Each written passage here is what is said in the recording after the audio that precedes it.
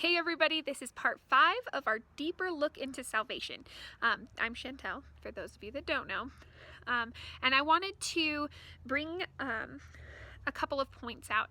I wanted to point out, first off, that when we walk into sin, we are allowing death and we are allowing darkness to come into a world, into a place where God designed righteousness, where God designed life, where He wanted us to be walking in life and blessing. And when we choose to walk in sin, it is taking away that environment, that the Father wanted to bring forth here on earth. And because He is a God of justice, there are consequences, many times natural consequences, for going against His way, His truth, His paths. I mean, it's kind of like you play with a match as a little kid, you're probably going to get burned. That's why your parents told you, don't play with fire. Well, it's the same thing with our Father. He put the earth into motion. He put the rules, He put physics, He put gravity, He put all of those things into play because He's brilliant, and He has our best interests in mind. And when we walk against those things, there are consequences. If you jump off a roof and say, I don't believe in gravity, you jump off a roof, you're going to find out that gravity is pretty real. There is a natural consequence to that. Because God is a God of justice, there is a consequence to when we sin. Sometimes it's natural, it just happens. And sometimes it's a consequence of like, hey, I told you not to do that, and you did it anyway. There are consequences for that behavior. Well, all of that's lined out and written for us in the scriptures. Sometimes sin equals death. Sin equals death, whether it's like walking in a way that's not in blessing. Sometimes that's referred to as death. And then sometimes it's actual spiritual, physical death. So it can be either one. But because God loves us so much, because Yeshua loves us so much, we have the ability to walk in His love. He loves us relentlessly. He loves us recklessly. And that is why He sent His Son to die. So we're going to go ahead and look at Romans 5:8. Let me grab my Bible here. So Romans 5:8 says, it's a little windy. It says, but God showed us His great love by sending Christ to die for us while we were still sinners. It didn't say that we had reached perfection. We hadn't reached perfection by the time God found us. He's like, oh, look at those ones. Those are good ones. They're doing a great job. I want them. He says, no. He saw those that were still sinners, and He chose us then. So we don't have to be perfect for the Father to choose us. And then in Hebrews 9:22, let me flip over to that. Hebrews chapter 9 verse 22 says, finding it, okay. In fact, according to the law of Moses, nearly everything was purified with blood, for without the shedding of blood, there is no forgiveness. And that's again that, there is a consequence for sin. And the consequence, the wage of sin is death. Blood had to be shed. I mean, that's how wars were won. That's how wars were waged. That's how, that was the consequence for sin, death. And the Father sent His Son, Yeshua, and Yeshua loved us so much that He, by choice, He wasn't forced by some scary, awful God to go and to die and to go through this terrible, terrible pain and to go through this torture. And because it was against His will. He didn't have to go through those things.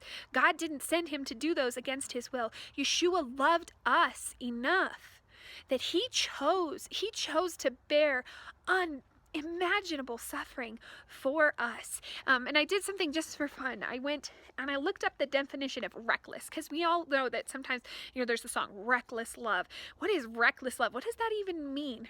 Well, reckless means the lack of proper caution. So it's not taking caution.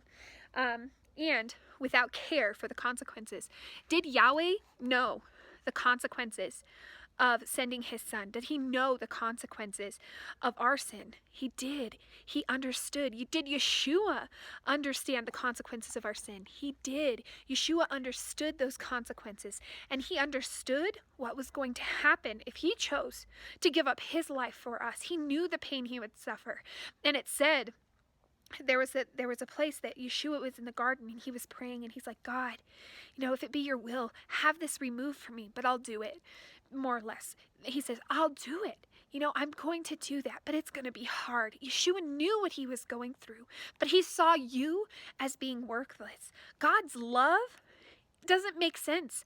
God's love is irrational. God's love is illogical as far as the world's standards, because he does it without thought about the consequence to himself.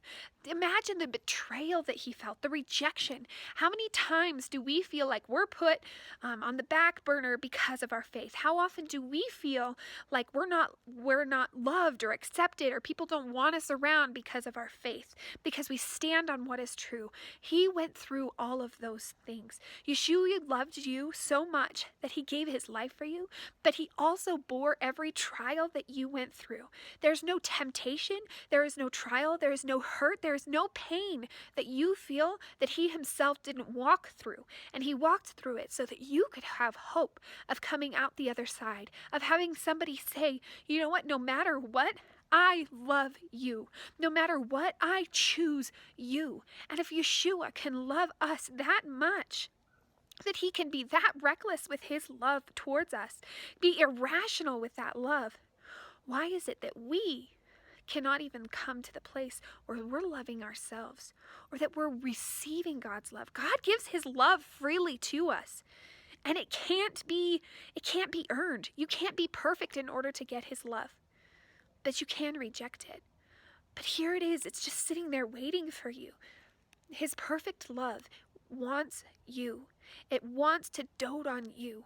He wants to dote on you and fill you with his spirit. He wants to fill you with his peace. He wants to fill you with his righteousness. That is who God is. So my challenge to you is to look around, keep a journal. I love this. I love keeping a journal. And I want you to write down little ways that God is loving on you. He's actively involved in your lives, and he's loving on you. Maybe it's a prayer. You're like, God, I really need help in this area. Write down the prayer, write down the date, and one day he will give an answer, and go back and write what that answer was.